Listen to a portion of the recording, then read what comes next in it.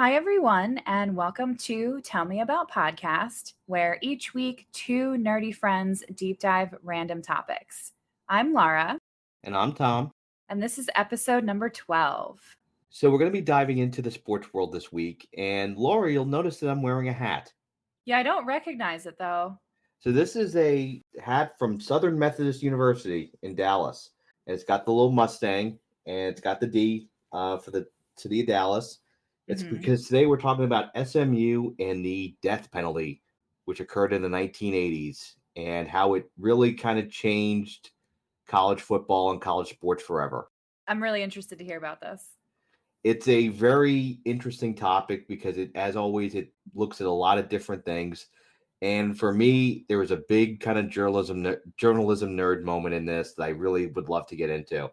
So to basically start, a little bit of background about SMU. If you're a college football fan, you know SMU. But if you don't, SMU stands for Southern Methodist University. It's a private Christian school in Dallas, Texas. It's a extremely well-to-do school, for lack of a better term. It's in the Dallas neighborhood of Highland Park, which is extremely well off. It's one of the richest. It might be the richest neighborhood in Dallas, and a lot of people of power and influence live there. I can tell you, I visited SMU when I was in high school, and part of the college tour was taking you around the neighborhood and pointing out where all the different athletes live. And when I say athletes, like Troy Aikman lived in Highland Park, Deion Sanders lived in Highland Park. I believe Dirk Nowitzki lived in Highland Park at one point. Big names So there, yeah. the very big names and very big names in Dallas. So it's a very well-to-do school. For a long time, they've been playing football. Now, SMU had a couple of really kind of golden era periods.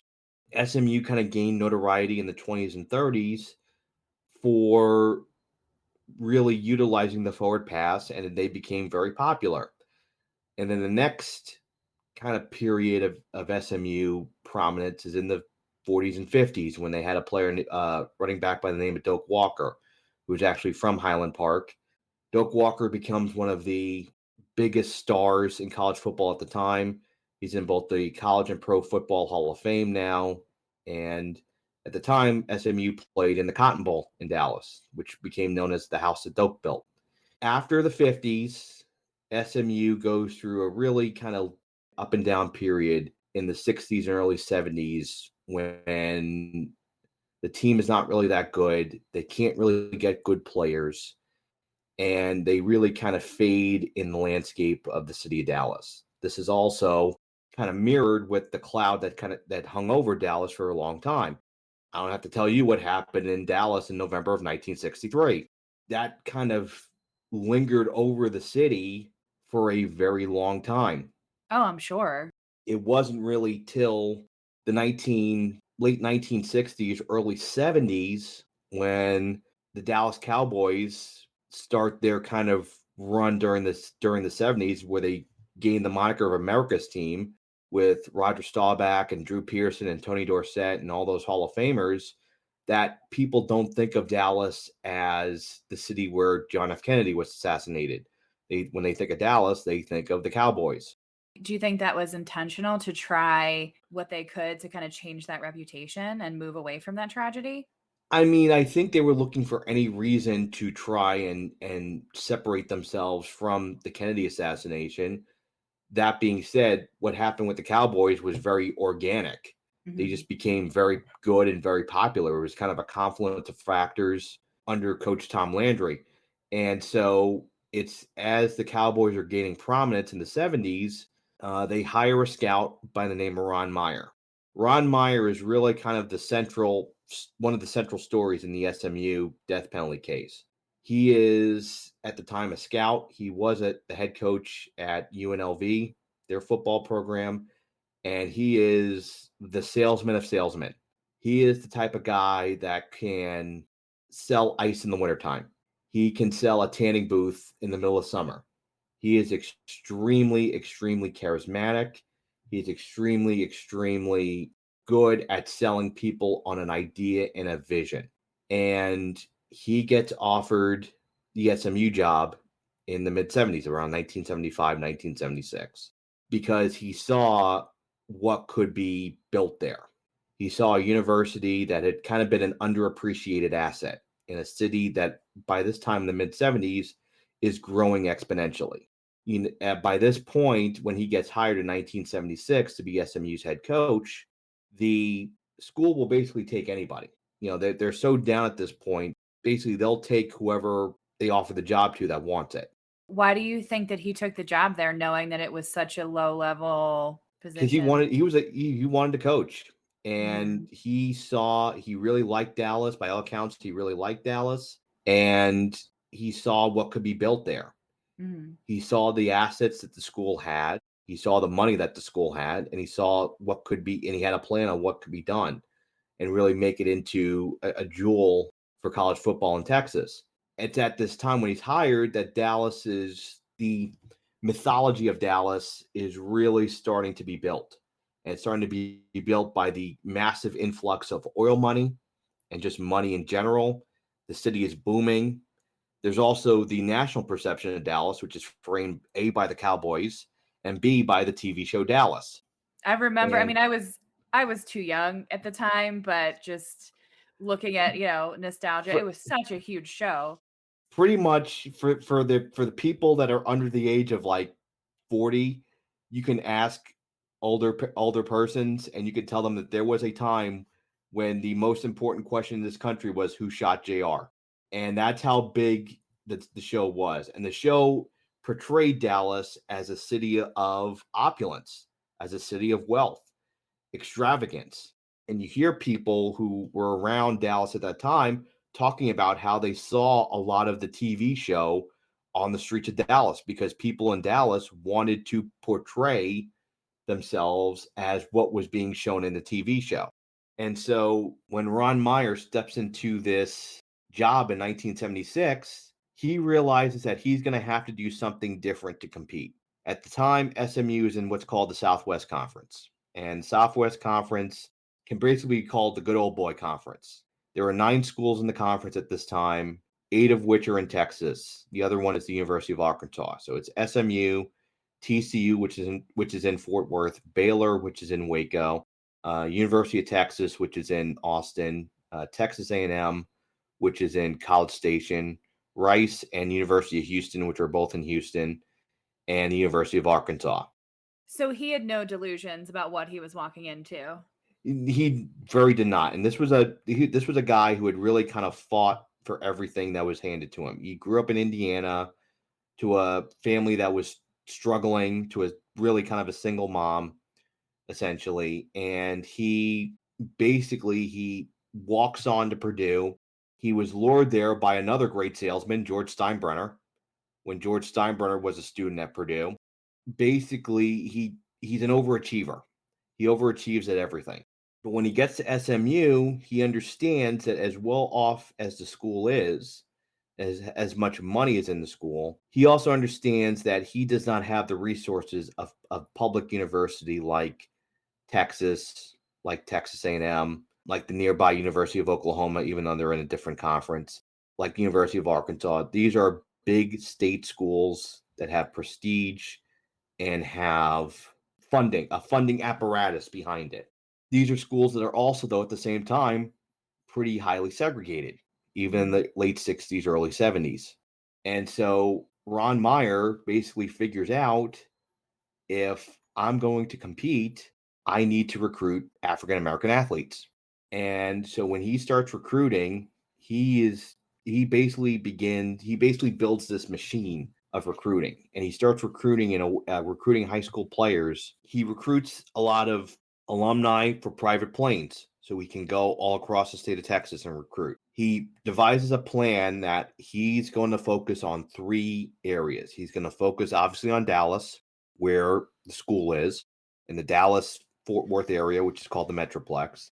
He's going to focus on East Texas, and he's going to go into Houston. And specifically, he's going to go into the poorer areas of Houston and recruit African American athletes. It's at this time when he basically enlists a friend by the name of Robin Buttigieg.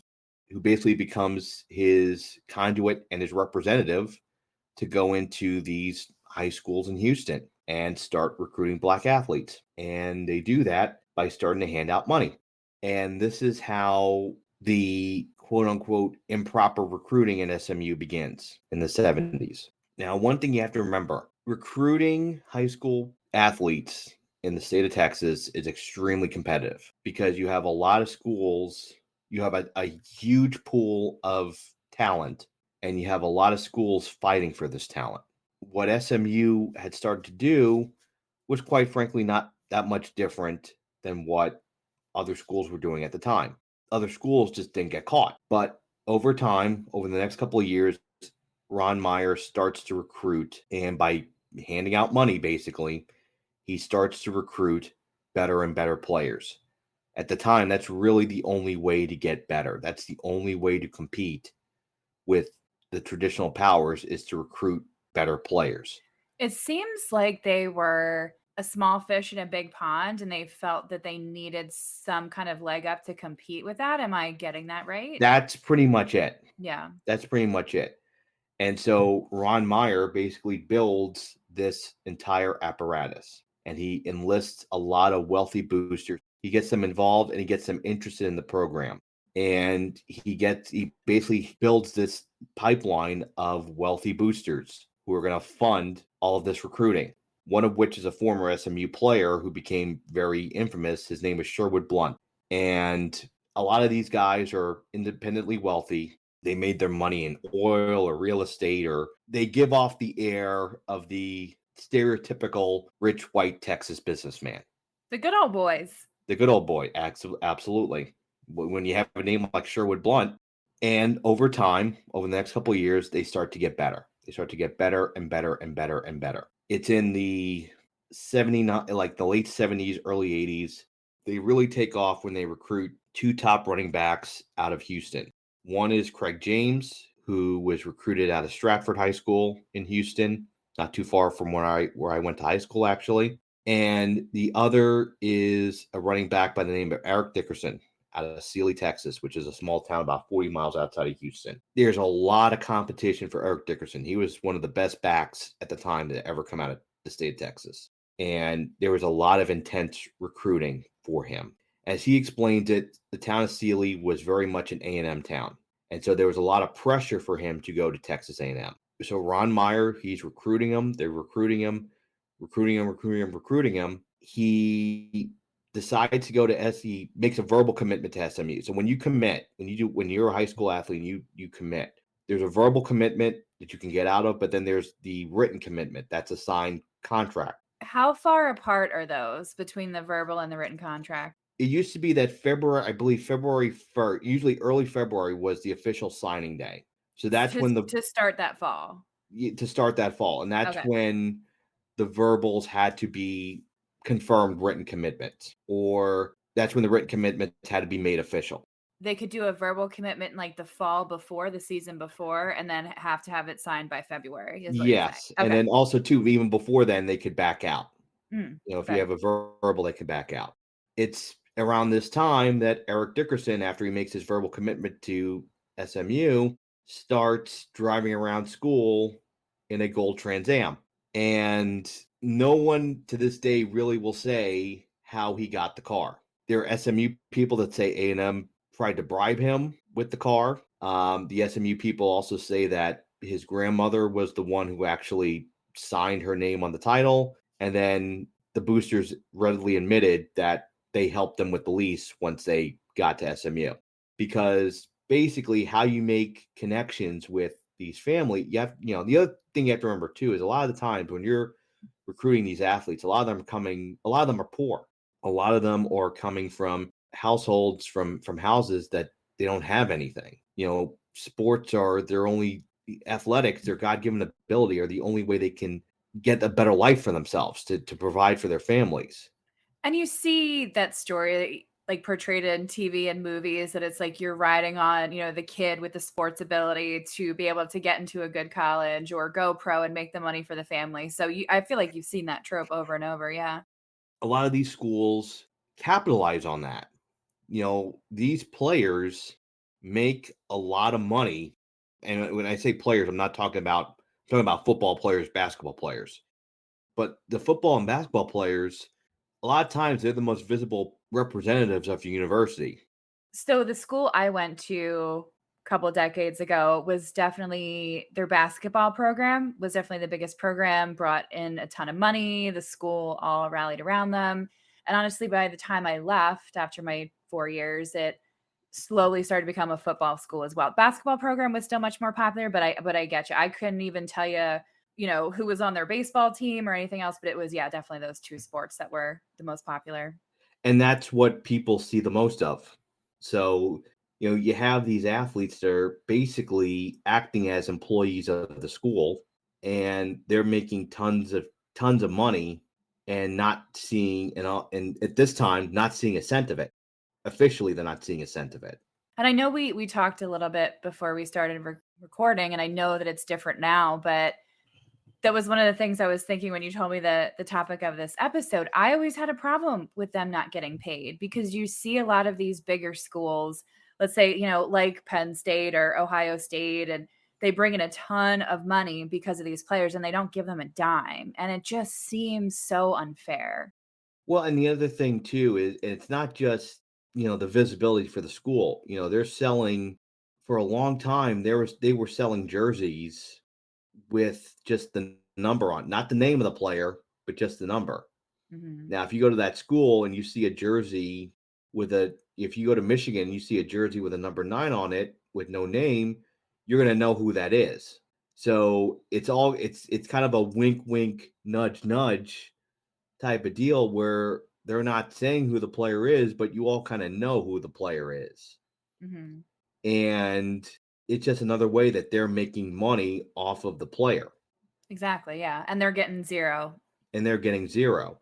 So what SMU kind of figured out before everyone else did was, if we can show that we will take care of them, and that's giving them anything from a few dollars here and there to cash payments when they needed it, we'll take care of them. That's the type of word of mouth recruiting that gets back to high schools. It gets back to high school coach. And if you kind of gain a reputation of, if you go to SMU, they'll look out for you. They'll take Mhm. care of you. They'll take care of your family.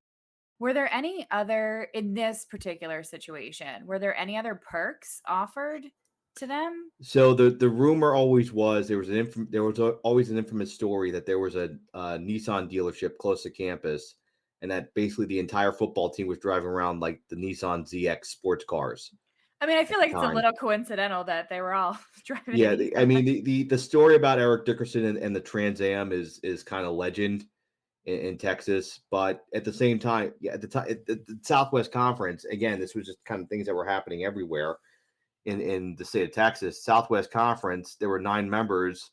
All of them were on probation at some point for recruiting violations. So it's just that kind of fits into the story too, and as we get along later. So it's in 1980 that the team takes a jump, and they jump to a winning record. They go to a bowl. It's after the 80 season that the NCAA hits SMU with its first set of violations. And the violations are not major in nature.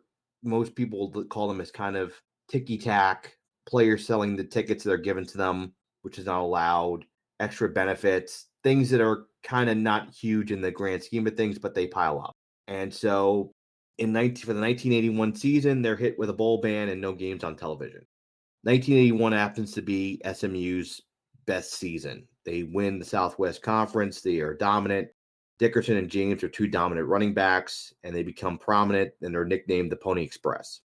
And they win the Southwest Conference, and because they couldn't go to a bowl, the players dubbed the last game against Arkansas the Polyester Bowl, because they couldn't go to their actual bowl, which at the time would have been the Cotton Bowl.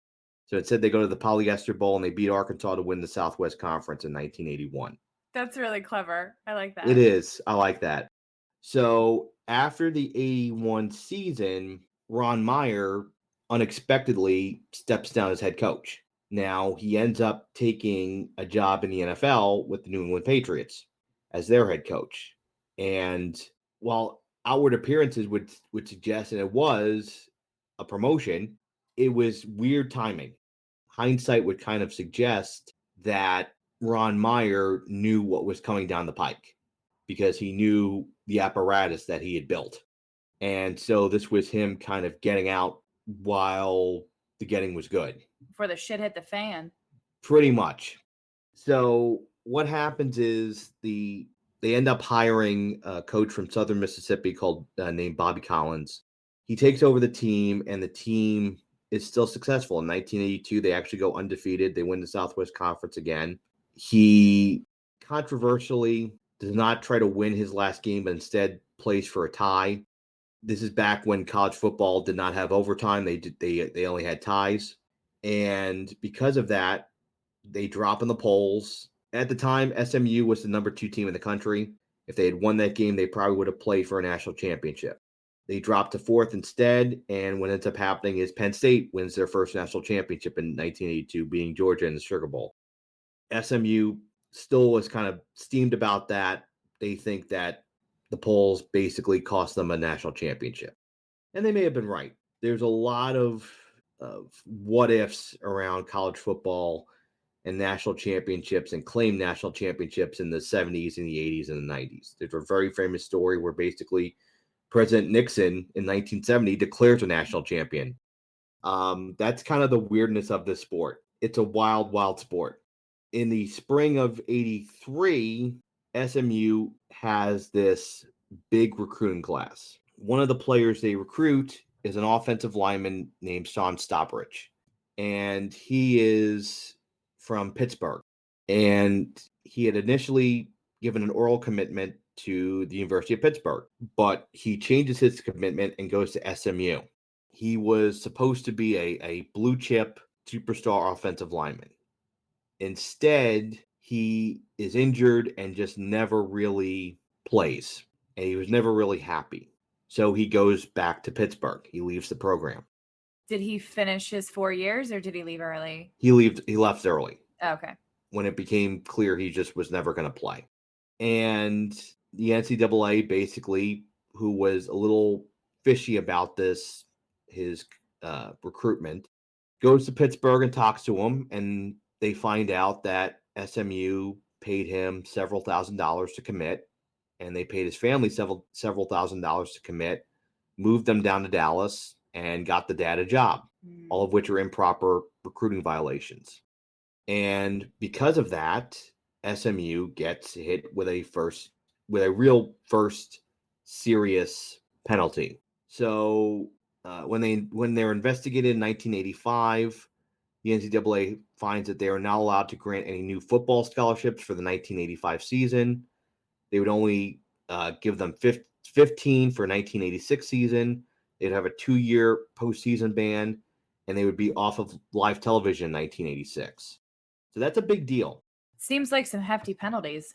That's a hefty penalty. And it's a complete bar from television in 1986. Now, this is a significant penalty, and it's meant to harm the football program. A year where you cannot sign any players, that's a massive penalty. Teams are allowed to sign up to 25 players per recruiting cycle. I was going to ask, yeah. A college football roster is usually a lot bigger than a pro football roster. Pro football roster is 53 players and about, I think it's either 43 or 45 actually dress for a game on Sundays. A college football roster will be anywhere from like 80 to 90 players. Why is it so much more? Well, if you think about if a player gets hurt in pro football, they can just sign another player, a free agent. You can't really do that in college. Yeah, that makes sense. You need enough players that you can withstand injuries. Gotcha. So it's after this that the SMU program, which had been running very high from 1980 to 1984, starts to slip. They slip back to kind of 500 middling records in 1985 and 1986. After SMU is sanctioned in 1985, the NCAA basically calls an emergency meeting in New Orleans. Now, this is not specific to SMU, but there had been a rash of recruiting violations that had been uncovered in the decade before from multiple schools. One of the things that are discussed are rules to further punish programs that are caught cheating twice. So once is fine, but twice. But twice, yeah. Yeah. At that meeting, they create a new rule which is called the repeat violator rule. Mhm. If a school had been found guilty of two major violations within 5 years, it could be barred from competing in the sport involved in the second violation for up to 2 years. Like no games, no nothing? No games, no nothing. Basically, Okay. the program is shut down. It becomes dubbed in the media as the death penalty. To this point, the NCAA had only shut down a season twice in history for any sports, and that was for two basketball teams, Kentucky in 1953 and Southwestern Louisiana basketball from 1973 and 1975. For a case where the death penalty was warranted, the NCAA either would have to enforce the penalty or explain why it didn't have to do so. The rule overwhelmingly passes. SMU, understandably, is one of the 6 schools that vote against the rule. So the school is on probation in 85 and 86. They're almost through the 86 season when the dam finally breaks, and it breaks on a TV report. So a tip comes in to a producer by the name of John Sparks, who's at WFAA TV in Dallas, Channel 8. It's the ABC affiliate. The tip basically leads John Sparks to a player named David Stanley. David Stanley was a linebacker at SMU. He was actually part of the 1983 recruiting class, the same as Sean Stopperidge. And the tip basically is that David Stanley, who by this point was off the team, he did not give the alumni a good feeling about him. He did have issues with alcohol and substance abuse, and he was basically kicked off the team at this point. There's an infamous story in the ESPN documentary about this where Eric Dickerson is meeting David Stanley for dinner at Campisi's, which is a famous Italian restaurant in Dallas. It, again, because these things all tie in with each other, it's a restaurant that allegedly had mob ties and that where Jack Ruby had ties to. Oh, geez. I think it was, if I remember correctly, it was where Jack Ruby ate the night before he shot Lee Harvey Oswald. These things all tie into each other. Where the issue came in was that this would have meant that they were paying players after they were gone on probation. Mm. And this would have been the second violation within 5 years. So WFAA begins to report and fleshes out their reporting. In November of 1986, the report airs, anchored by the longtime sports anchor Dale Hansen. Dale Hansen has kind of gained viral notoriety later in his career, the last couple of years, for his commentaries. He did one on Michael Sam, the first openly gay player, in support of him. He did one about, he's done a bunch of social commentaries that have really been very well done. He did a great social commentary in the wake of the Penn State sexual abuse scandal, talking about how he coped as a survivor of child sexual assault himself and how he survived. He's the one that reports on this story. He's the one that it's like a Dateline piece. He's not doing the actual reporting, but he's the one and asking the questions. And so they interview David Stanley and his mom, and then they interview Bob Hitch, who's the athletic director, Bobby Collins, the head football coach, and the administrative assistant, Henry Lee Parker. And it's Henry Lee Parker who the parents are alleging paid the money in envelopes. The most important thing is when they interviewed the 3 men together, and I tried to find video of the actual piece. I could not find the actual full piece that aired in November 1986, but you can go online, you can find pieces of it. One of the things that Dale Hansen later on says that they didn't know at the time what was in the envelopes. They had David Stanley's and his mom saying that there was cash in the envelopes, but they had no way of proving that. Mhm. There was nothing. They didn't have a unsealed envelope. They just had the open envelope with that was empty inside. So there was no way to prove what was actually in the envelope. Right. But there's a moment in the interview where Dale Hansen asks Henry Lee Parker if he sent David Stanley and his mom anything, any sort of letter, any sort of correspondence, anything. And Henry Lee Parker denies it. It's at that point where Dale Hansen has the envelope, and the envelope has an HLP initialed on the SMU seal for Henry Lee Parker. And he hands him the envelope. And he says, "Is this your letter?" And Henry Lee Parker looks at it, and you could see all the color drain from his face. And first he's got to reach for the reading glasses. And he puts it on. And he goes, "Well, yeah, I don't know. This is printed. I don't write like that." They take it to a handwriting analyst who says, beyond a doubt, that's his handwriting on the envelope.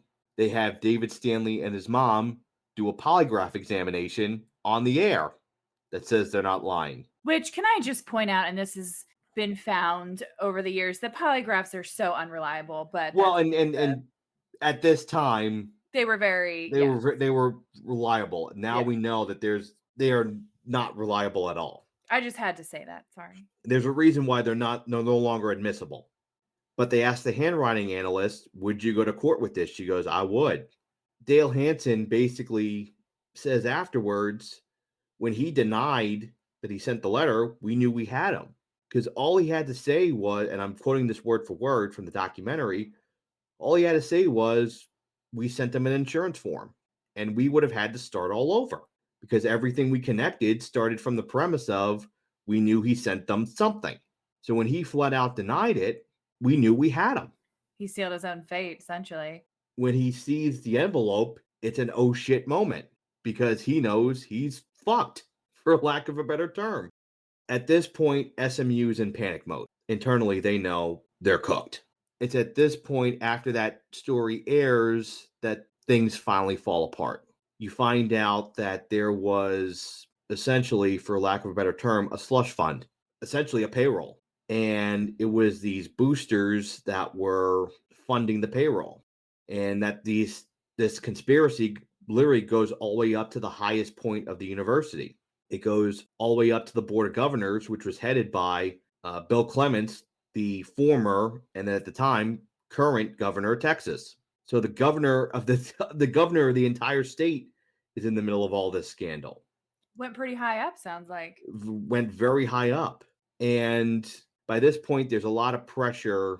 In late 1986, there's a lot of pressure to stop athletics within the university by professors. And they're meeting about basically how to do damage control on this. And they, first in 1985, there were 9 boosters that are essentially thrown under the bus to try and save the program. And these were the 9 boosters that had basically been the mechanism that Ron Meyer had put together back in the late 70s. This included Sherwood Blunt, George Hunt, and a couple others.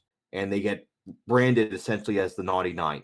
And these are the ones that basically were thrown under the bus to try and, as almost as a peace offering to the NCAA, that were cleaning up the program. It's before that they're trying to figure out how to limit the damage. And they tell the boosters, allegedly, that you have to stop paying the players.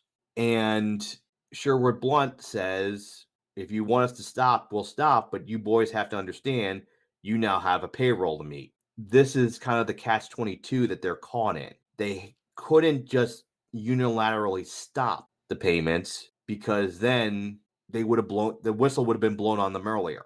So they had to try and basically phase out the payments. Do you think that if they stopped it suddenly, that some of the players would have walked?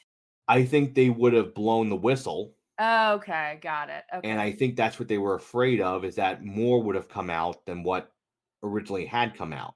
That makes sense. Okay. And that line, a payroll to meet, that's what eventually the great book by David Whitfield is, who wrote the book that the documentary is based on. That's the name of the book, a payroll to meet. They had to keep going at that point, and they had to just kind of wean out of it, because really they think, and this was another great line from the documentary. When you think you're buying players, really the player is buying you, Yeah. because if you cut them off, well, now they're going to go run and talk.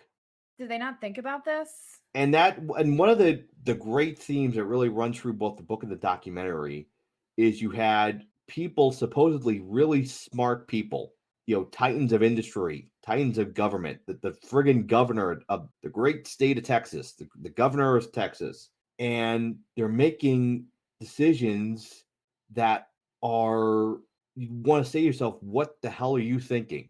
Mhm. How did you think this was going to work?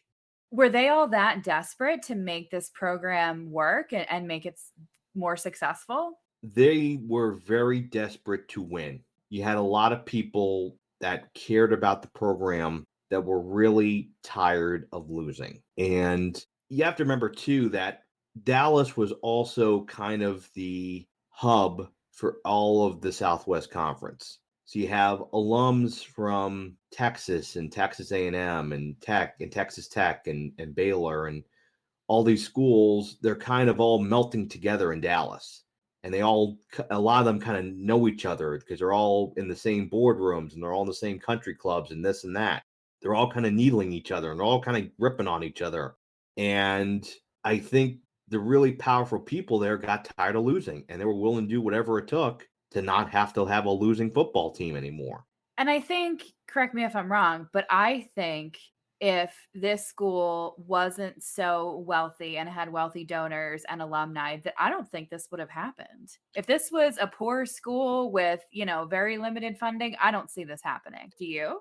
No, I don't think so. The other thing too, and we'll get to this in a minute, is that they also were not a traditional power.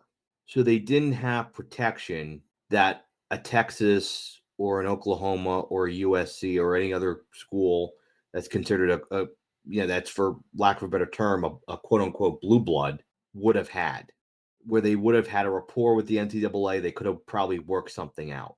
So it's in late 86, early 87 that the NCAA, obviously based on this report, comes and investigates. And SMU basically tries to throw itself under the bus at the mercy of the enforcement committee, where they enforce bowl bans and things of that nature. In fact, the enforcement official essentially praises them for cooperating with the investigation, but it doesn't really matter. In February 1987, the committee votes to cancel their entire 1987 football season. So SMU has the entire football season canceled. They cancel all 4 of their home games in 1988. So SMU decides on its own to cancel the 1988 season. So SMU goes 2 years without fielding a football team. I honestly feel bad for the kids that couldn't play. You know what I mean? They went to college for this dream of playing football, and then, they Well, don't get to what play. ends up happening too is the NCAA then says that all the kids under scholarship have now essentially been released from scholarship Oh, and can sign geez. everywhere and be eligible to play right away. Back in those days, you could only transfer once and you had to sit out a year before you were eligible to play again. Well, now you had 87 Division One caliber football players that could now be eligible to play anywhere else right away. So my question there is, so their scholarship was pulled at SMU. Did the scholarship transfer to the new school that they were going to? Like, they weren't stuck with a huge tuition bill, were they? No, so the scholarship just transferred. They just got Okay. scholarships in new universities, but basically teams could go and sign however many players they wanted. It was a free agent market essentially for football players. How did the rest of the college football environment respond to that at the time? They got on planes to Dallas as quickly as they could to snap up whoever they could. There you go. Yeah. Basically, one of the ex coaches says it was like there were deals getting done in parking lots Mhm. to sign kids. The penalty was bad enough, but then the depletion rate left them even worse because during those 2 years they couldn't sign anybody either. So when they finally get back on the field in 1989, first they're only accepting kids that can actually make the university. the academic standards of the university, which cuts into the pool. They're also then just left with whoever didn't get signed by anyone else. So you're left with a extremely depleted roster that can't really compete with what's left around them. I was gonna say if they were unsigned, then likely they weren't that good. And that's what ends up happening. The players that are left and the players that come in aren't that good. They have a new coach, and the coach, this second or third game of the season in 1989, they get crushed by Notre Dame to the point where Notre Dame was actually running out of bounds and taking knees to avoid running up the score. That's how bad it was. One of the ex-players tells a story that, at halftime of the Notre Dame game, the coach goes in and, anyone, trying to fire up the team. I think we can still win this game. And whoever doesn't think we can win this game and beat these guys, you raise your hand. And one player goes up, raises his hand, goes, "Coach, I don't think we can beat these guys." And that's what it was. And really, what ends up happening is the death penalty really completely destroys SMU well beyond what was really intended, because SMU for a long time never really recovers. And I get that. I think that they certainly paid consequences for the violations that they did, but as you said, other schools were doing this too to some degree, and then they didn't get, punished or consequences. So I can see both sides of it.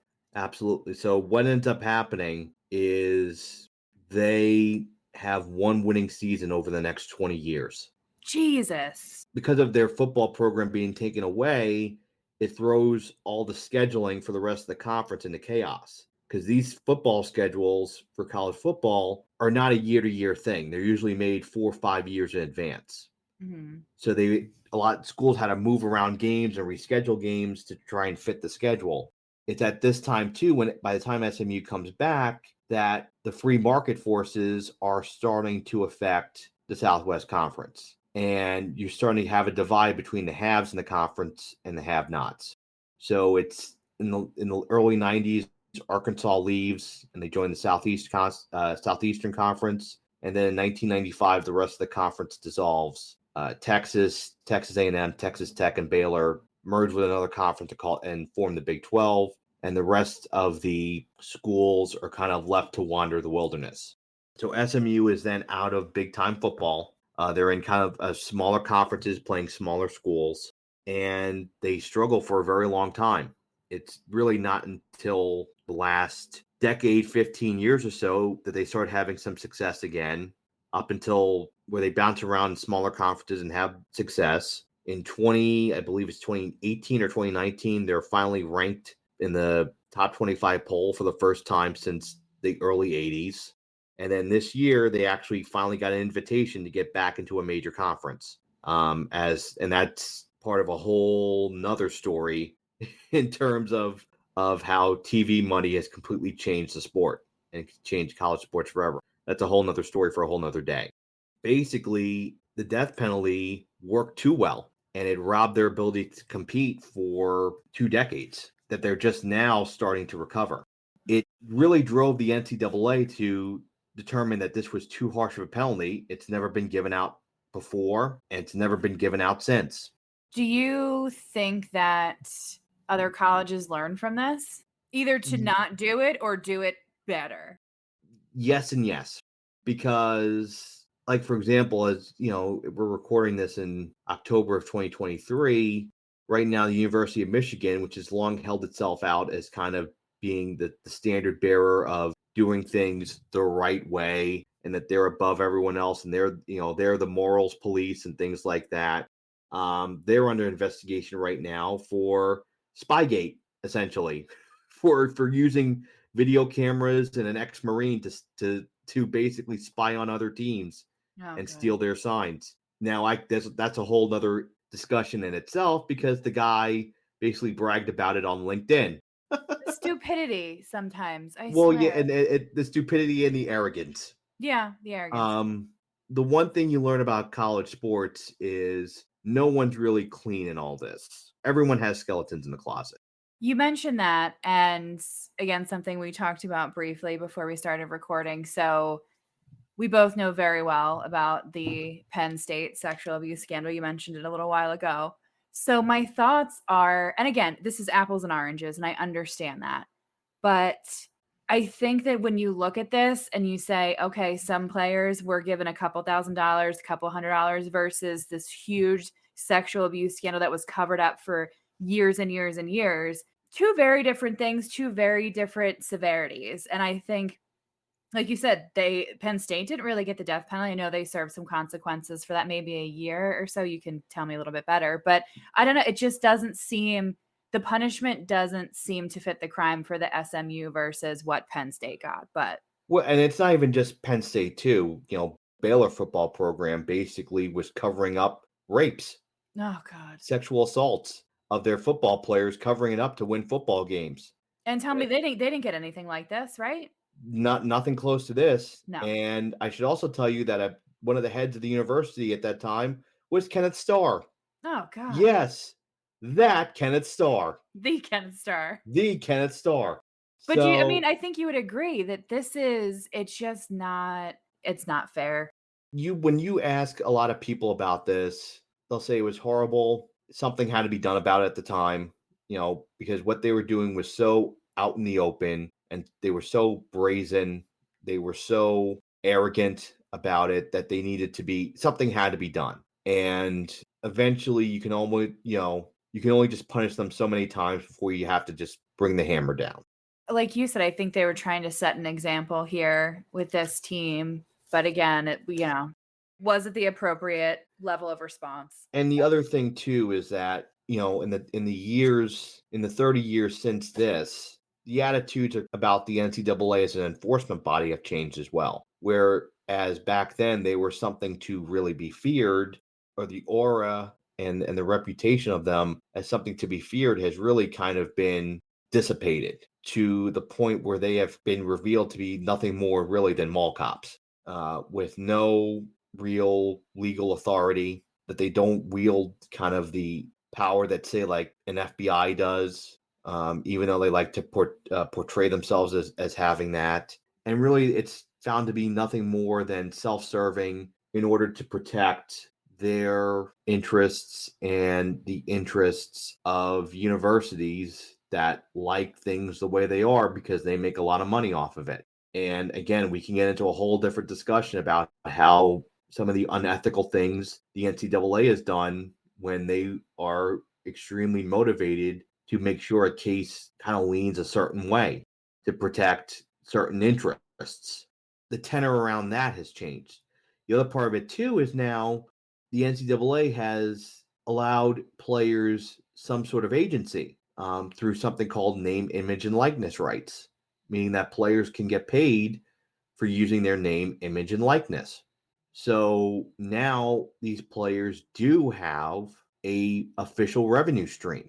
How much in general ballpark do you think that is per year per player? It really depends. It Mhm. depends on the school. It depends on the program. It depends on the caliber of players. Some schools, the apparatus is a lot more organized. Other schools, it's not. The schools where it is more organized, they tend to be able to draw better players and keep them there. There was a really, and I'm just kind of using the Cliff Notes version here. I believe it was last year.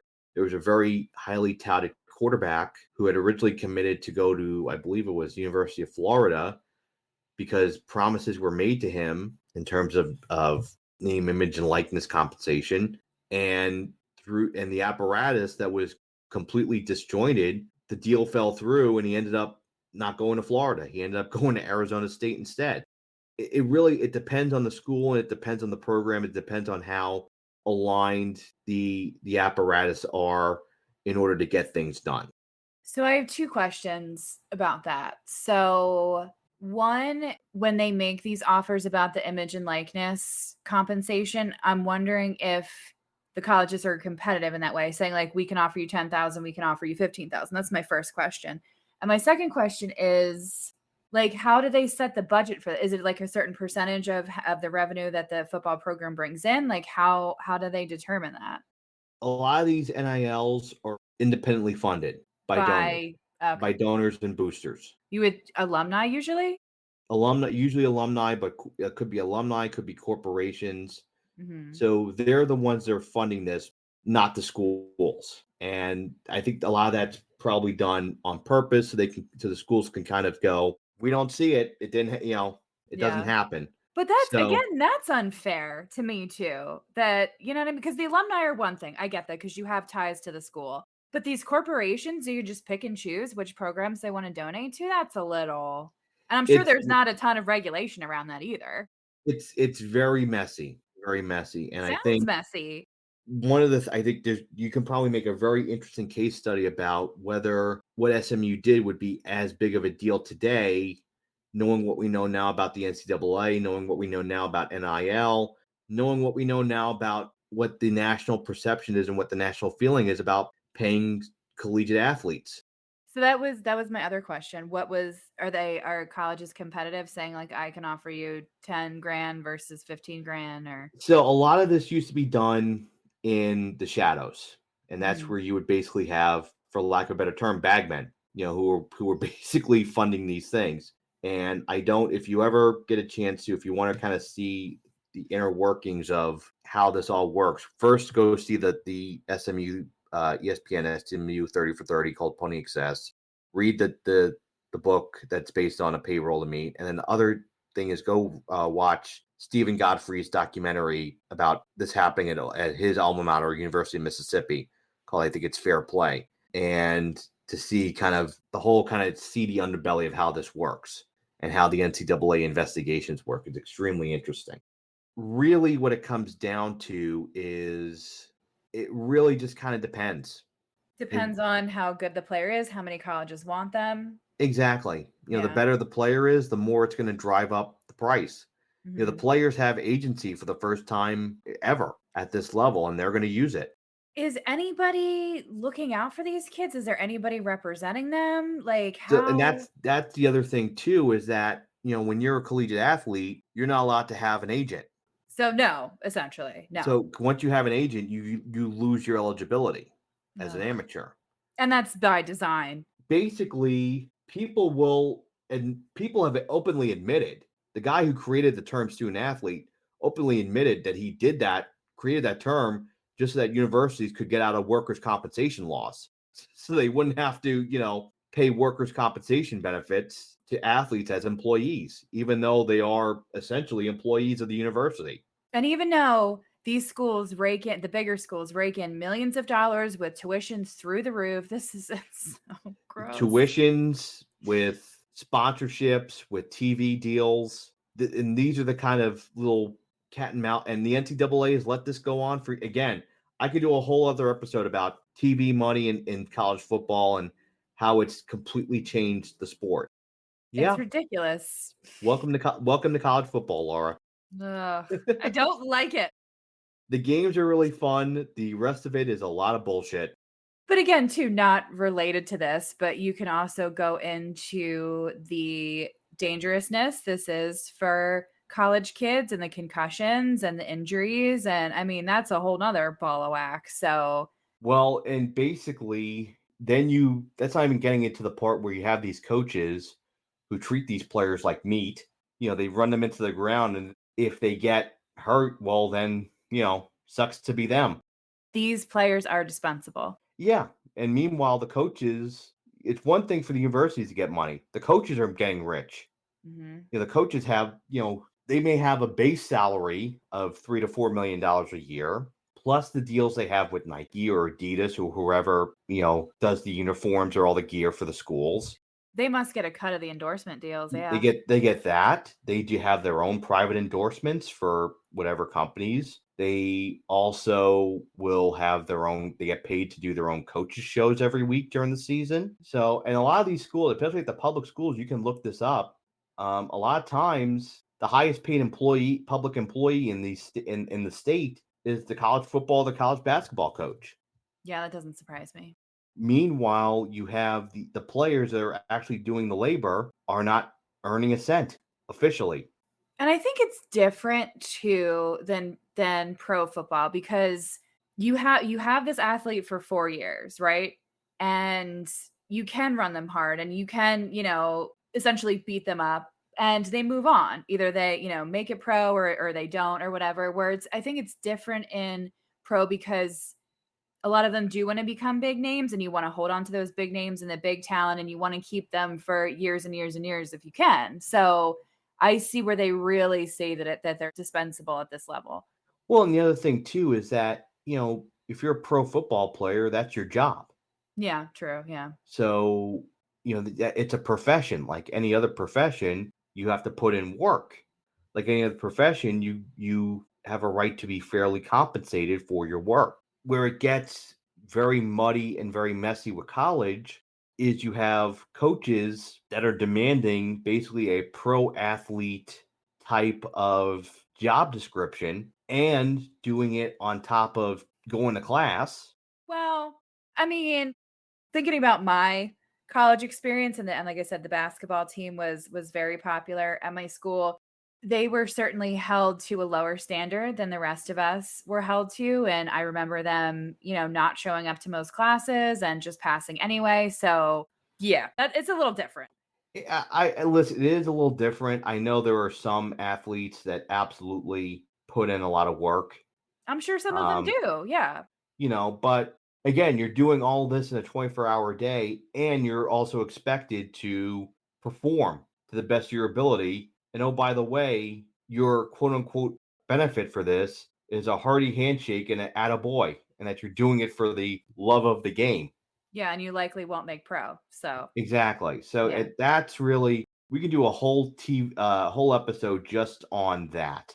And I think too, not only all of that, but to add in like 18 to 22, you remember, it's a very difficult time for anybody. And especially in college, you're on your own for the first time. There's a lot of pressure. And I think just adding that, being a part of this, college sport too, that just adds just another layer to that, to their life, which I mean, that can't be easy.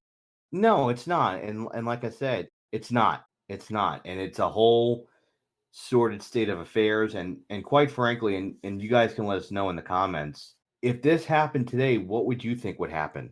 Because I think it would be very, very different than what it was back in 1986. And like I said, I think, again, just given the response to something like the Penn State scandal, I think this would have been a story for a couple days, talked about, and then just moved on. They wouldn't really receive anything. And that's, again, I think that, like I said before, I don't think this deserved the punishment or the consequences that they got, especially again, you're just giving these kids some money. Like that's, it's Exa- not the serious it is of, a Penn State or a Baylor or you know what I mean? I wouldn't have done it either. Yeah. I would have, but then again, I also look at this as these kids are employees of the school, Essentially, yeah. essentially. So, but again, let us know what you guys think, and let us know on our TikTok or our Instagram. Let us know what you think in our Gmail. We'd love to hear from you. Paying players is good. Yes, it is. And they like we said, they definitely deserve more. Absolutely. All right, guys. So that's our show. So I do want to say one thing before we close out. Just want to thank everybody for the wonderful response that we got to our Halloween episode. A lot of people seem to enjoy it. A lot of people enjoyed our TikTok video about it. So just thank you. If you haven't checked that out, please do. I think it turned out really well. I think so too. And again, I remind you, if you summon Michael Keaton, compliment his Batman. He's done so much for us. That's the least you can do for him. This shit again? Are you kidding me? What has Michael Keaton ever done to you, Laura? What's the one with Arnold Schwarzenegger as Mr. Freeze? Oh God. It might be Batman Forever. Yeah, I don't that was rough. That thing needs to be yeeted into the sun. That we agree on. All right, look at that. Okay, guys, so tune in next week for another episode. So, next week, I am going to cover game show scandals. So, I'm doing my research now and I found some really, really interesting things. So, I'm really excited to cover that next week. If you enjoy our show, please give us a 5-star review, subscribe, and follow us on social media at the Tell Me About Podcast, and send us comments and episode suggestions to the Tell Me About Podcast at gmail.com. See you next week, everybody. Bye.